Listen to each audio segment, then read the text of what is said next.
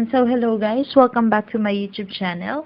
For today's video, isi-share ko sa inyo kung paano po ba tayo nagka-cash in from seller balance to Shopee Pay.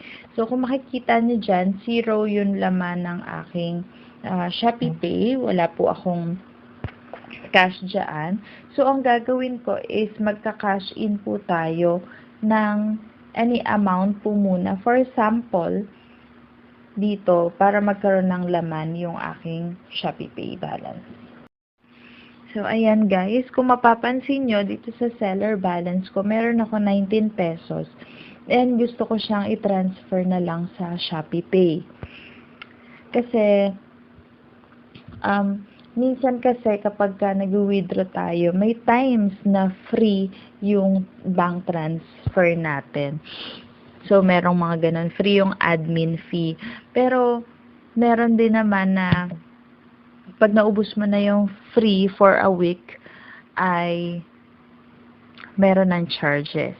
So, for example, itong 19, nakapag-transfer na kasi ako, so ngayon ay wala akong free. Ang gagawin ko na lang, ita-transfer ko na lang siya sa Shopee Pay balance ko. Anyway, yung kapag nga pala, sa Shopee Pay natin, pwede natin gamitin for pagka magpa-purchase tayo ng other items or items dito sa Shopee, or pwede mo rin siyang gawing bridge para mai-transfer mo from Shopee Pay to your bank. So, kailangan may nakalink din na bank doon para ma-transfer mo. Okay, so, game na tayo. Pwede nyo pindutin directly ito, yung mismong nasa Shopee Pay balance. Sa may bandang left side, itong cash in to use daily free shipping vouchers. Yan, pwede mo siyang i-click. And then, ayan. So, may pagpipilian ka, makikita mo si cash in, scan, pay, send money, bank transfer, or request. So, ang ginagawa ko dyan is, kiniklik ko lang itong cash in. And, lalabas na dyan yung pagpipilian. Either online transfer, via InstaPay, seller balance, linked accounts, debit card, payment center, online banking, over-the-counter banking, and touch pay.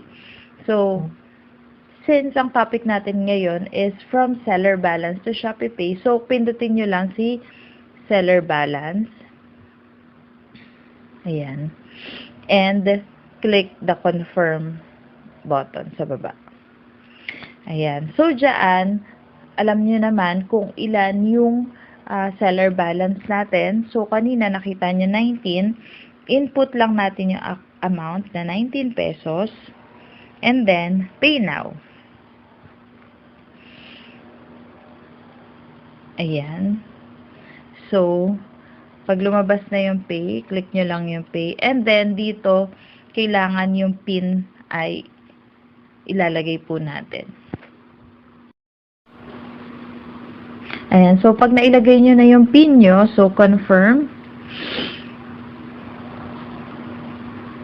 Magdadirect na siya dyan ulit.